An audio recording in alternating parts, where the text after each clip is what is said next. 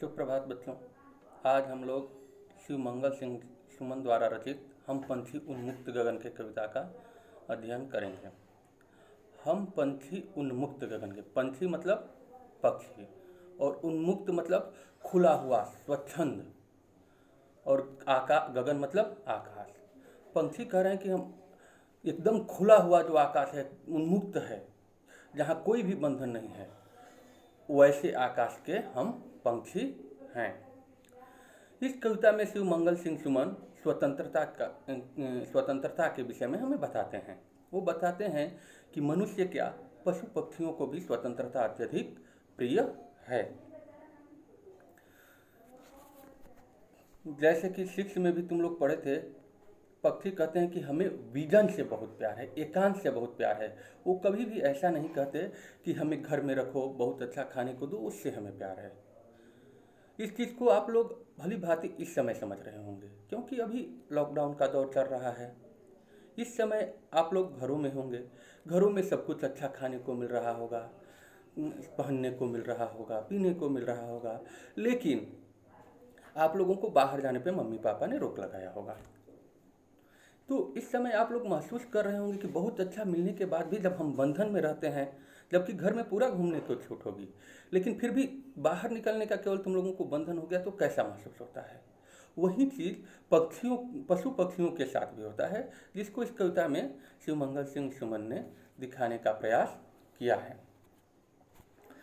कविता में जो आगे कुछ कठिन शब्द आएंगे, उन शब्दों का अर्थ देखिए। उन्मुक्त, स्वच्छंद, जैसे कि शीर्षक के आधार पर ही मैंने आप लोगों को बताया। गगन, आकाश। कनक मतलब सोना। कनक का एक और अर्थ होता है धतूरा। एक फल होता है जो थोड़ा नशा करता है, उसे धतूरा बोलते हैं। और कनक का अर्थ सोना भी होता है। इसी पर तुम लोगों ने सुना होगा शायद कि कनक कनकते सौगुनी मादकता अधिकाय, या खाए बौराय नर वा पाए बौराय। मतलब यहाँ कनक के दोनों अर्थ दिखाए गए हैं, सोना और धतूरा, लेकिन इस कविता में जो कनक आया है वहाँ सोना के ही अर्थ में आया है। पुलकित मतलब रोमांचित। कटु कड़वा, निबोरी नीम का फल। तो कविता की शुरू की पंक्तियां हम देखते हैं। शुरू में उन्होंने लिखा है, हम पंछी उन्मुक्त गगन के पिजर बद्ध न गा पाएंगे, कनक तीलियों से टकरा कर पुलकित पंख टूट जाएंगे।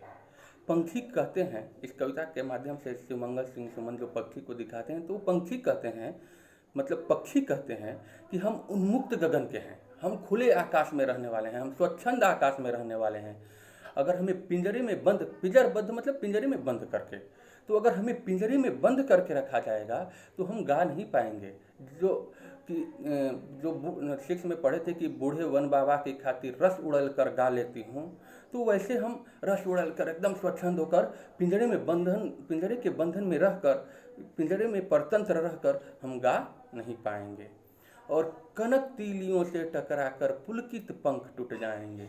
अगर सोने का पिंजरा हो, तीलियाँ मतलब कि जो उसकी सलाखें होती हैं, पिंजरा देखे होगे किनारे किनारे सलाखें बनी होती हैं, तो अगर वो सोने का, कनक मतलब कि सोने का, तो तीलियाँ सोने की बनी हों, मतलब कि पिंजरा अगर सोने का हो, उसकी तीलियाँ सोने की हों, तो भी हमारे जो पुलकित हैं, प्रसन्नचित हैं, प्रफुल्लित हैं, पंख हैं, वो उनसे टकरा कर क्या करेंगे, टूट जाएंगे। हम उसमें अंदर रहकर अच्छा महसूस नहीं कर सकते। हम बहता जल पीने वाले मर जाएंगे भूखे प्यासे। पंछी क्या करते हैं, चढ़ी नदी का जल टटोल कर दिल का मोती ले जाती है, पढ़े हो ना। तो वो चढ़ी हुई नदी से भी मोती रूपी पानी को लेने वाली है, बहता हुआ जल पीने वाली है। तो वो कह रही है कि हम लोग तो बहता जल पीने वाले हैं, भूख प्यास से हम लोग मर जाएंगे। कहीं भली है कटुक निबोरी, हमारे लिए तो जो कड़वी निबोरी, निबोरी मतलब जो नीम का फल, नीम के पेड़ में जब फल आता है तो देखे होगे पीला पीला छोटा छोटा रहता है, वो खाने में कड़वा होता है। तो कह रहे हैं कि कहीं भली है कटुक निबोरी, वो नीम का फल कहीं हमें बहुत अच्छा लगता है। कनक कटोरी की मैदा से, अगर कनक मतलब सोने की कटोरी में मैदा भी दिया जाए, अच्छा अच्छा खाना दिया जाए, तो वो भी हमें अच्छा नहीं लगेगा। उससे अच्छा हमें तो कटुक निबोरी लगेगी, कड़वी निबोरी लगेगी, जो कि स्वतंत्र रहने के बाद हमें मिलती है। अब आगे की पंक्तियों में कुछ कठिन शब्द आए हैं, उसका अर्थ देख लो। स्वर्ण मतलब सोना, कनक मतलब भी सोना होता है, स्वर्ण मतलब भी सोना होता है, कंचन मतलब भी सोना होता है, सब सोने के पर्यायवाची हैं। तरु वृक्ष, फुनगी, फुनगी जो पेड़ की ऊपर टहनी के ऊपर की शाखा होती है उसे हम फुनगी कहते हैं। तो पेड़ की शाखा का जो ऊपरी भाग होता है वो हो गया फुनगी। आगे पंक्ति कह रही है कि स्वर्ण श्रृंखला के बंधन में अपनी गति उड़ान सब भूले, बस सपनों में देख रहे हैं तरु की फुनगी पर के झूले। स्वर्ण श्रृंखला जो सोने की कड़ियाँ हैं, उसमें अगर सोने की कड़ियों में हमें बांध दिया जाता है तो हम जो हमारी अपनी स्वच्छंद गति है, जो हम उड़ान भरते हैं, वो सब हम भूल चुके हैं। बस सपनों में देख रहे हैं तरु की फुनगी पर के झूले, जो हम पेड़ों के ऊपरी शाखा के ऊपरी भाग पर बैठकर झूला झूलते थे, अब हम वो सपनों में ही देख पाते हैं, क्योंकि अब तो हम बंधन में हैं, पिंजड़े में हैं, तो अब हमें उस तरह पेड़ पर बैठने का मौका नहीं मिलता। यहाँ एक चीज़ दिक्कत हो गया, टॉपिक, अरे वो क्या कहा जाता है, कीबोर्ड काम नहीं कर रहा था सही से। यहाँ जो श्रृंखला लिखा गया है, श्रृंखला ऐसे न होकर श्रृंखला को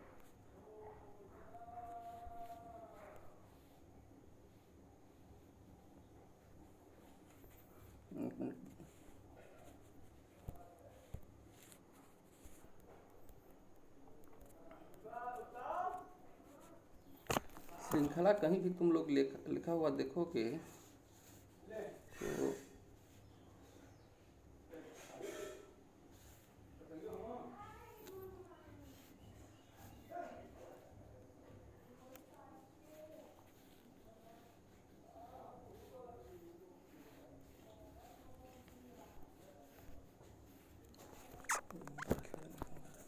श्रृंखला में ये जो नीचे वाला चिन्ह है, तुम लोगों को वैसे 6 में भी मैं बताया हूँ, वो चिन्ह नीचे वाला नहीं रहता, लेकिन इसमें कीबोर्ड सही काम नहीं कर रहा था तो ये भी चिन्ह आ गया।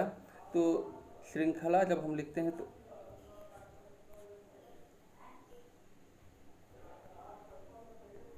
श्रृंखला ऐसे लिखना पड़ता है।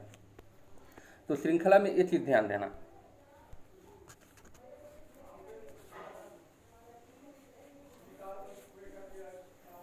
आगे देखते हैं।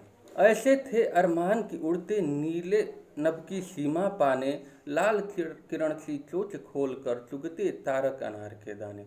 आगे पक्षी बता रहे हैं कि हमारे अरमान ऐसे थे, हम तो बंधन में बंध गए हैं, लेकिन हमारी इच्छा ऐसी थी, अरमान ऐसे थे कि अरमान मतलब इच्छा, कि हम जो नीला आकाश है उसकी सीमा पाने का प्रयास करते। आकाश की कोई सीमा नहीं है, लेकिन फिर भी हम चाहते कि उसकी सीमा को पकड़ लें, कि कहाँ तक आकाश गया है हमें देखें। और इतना ही नहीं, जो लाल किरण के समान चोंच है, हमारा चोंच है, उसे खोलकर जो तारे ऊपर हैं, हम इतना ऊंचा उड़ते कि तारों तक पहुंचते और जो अनार के दाने के समान तारे हैं उनको चूमते। ऐसी हमारी इच्छा थी। आगे की पंक्तियों में कुछ कठिन शब्द आएंगे। क्षितिज, जहाँ धरती और आकाश, देखे होगे कभी जाना बाहर गांव से तो देखना, एक जगह तुम्हें दिखाई देगा कि वहाँ लगेगा कि जहाँ धरती और आकाश दोनों आपस में मिल रहे हैं, तो वह स्थान जहाँ धरती और आकाश मिलते प्रतीत होते हैं, मिलते हैं नहीं, फिर आगे बढ़ोगे तो और आगे वो बढ़ता जाएगा, तो जहाँ मिलते प्रतीत होते हैं उस स्थान को हम लोग क्षितिज कहते हैं। होड़ा होड़ी मतलब प्रतिस्पर्धा होता है, प्रतियोगिता होती है कि मैं आगे निकल जाऊं, मैं आगे निकल जाऊं, इसे ही होड़ा होड़ी कहते हैं। नीड़ मतलब घोंसला, आकुल मतलब व्याकुल, बेचैन। तो आगे बता की पंक्तियां कह रही हैं कि होती सीमाहीन क्षितिज से इन पंखों की होड़ा होड़ी, या तो क्षितिज मिलन बन जाता या तंती सांसों की डोरी। आगे बता रहे हैं कि पंक्षी कह रहे हैं कि जो सीमाहीन क्षितिज है, क्षितिज मैंने बताया अभी आप लोगों को कि आगे बढ़ेंगे तो और आगे बढ़ते जाएगा, इसकी कोई सीमा नहीं है। देखने में तो प्रतीत होगा कि आगे धरती और आकाश मिल रहे हैं, वो क्षितिज है, लेकिन आगे बढ़ने पे वो और आगे बढ़ता जाता है, उसकी कोई सीमा नहीं है कि हम जाके वहाँ उसे पकड़ लेते। तो होती सीमाहीन क्षितिज से, उसकी सीमा है नहीं, वो सीमाहीन है, तो उससे हमारे जो ये पंख हैं इनकी होड़ा होड़ी होती, वो दिखाई देता आगे मिल रहा है, मुझे पकड़ने के लिए आगे बढ़ते, वो और आगे बढ़ता, हमारे बीच प्रतियोगिता होती, स्पर्धा होती, हम एक दूसरे को पकड़ने का प्रयास करते। होती ही सीमाहीन क्षितिज से इन पंखों की होड़ा होड़ी, या तो क्षितिज मिलन बन जाता या तंती सांसों की डोरी। कह रहे हैं कि पंखी कह रहे हैं कि या तो हम उस सीमा को टच ही कर लेते, पकड़ ही लेते, या तंती सांसों की डोरी, या हम फिर अपना प्राण न्यौछावर कर देते। सांसों की डोरी तनना मतलब कि प्राण समाप्त होना। तो कह रहे हैं कि उसे हम पकड़ने का प्रयास करते, उसे या तो हम पकड़ लेते या फिर हम अपने प्राण ही न्यौछावर कर डालते। आगे ईश्वर से वो प्रार्थना करते हैं कि नीड़ न दो चाहे टहनी का। ईश्वर से कहें, मनुष्य से कहें जो उन्हें परतंत्र करते हैं, तो उनसे वो एक ही चीज़ कहते हैं कि हमें नीड़ न दो चाहे टहनी का। नीड़ मतलब घोंसला, पीछे शब्दार्थ में बताया गया था। तो नीड़ न दो चाहे टहनी का, पेड़ की टहनी का, शाखा का हमें घोंसला मत दो। आश्रय छिन्न भिन्न कर डालो, जहाँ हम रहते हैं उस आश्रय को भी तुम समाप्त कर डालो। ये सब ठीक है, लेकिन पंख दिए हैं तो। लेकिन जब आपने हमें पंख दिया है तो हमारे बेचैन व्याकुल उड़ान जो है, जिसके लिए हम एकदम व्याकुल रहते हैं उड़ने के लिए, उसमें विघ्न मत डालो। हमें रहने को घर मत दो, जहाँ हम रहते हैं उस पेड़ की टहनी को ही छिन्न भिन्न कर डालो, कोई भी हमें दिक्कत नहीं है। लेकिन अगर हमें पंख दिए हैं तो हमारे उड़ान में आप विघ्न मत डालिए। यहाँ तक समझ गए होंगे आप लोग।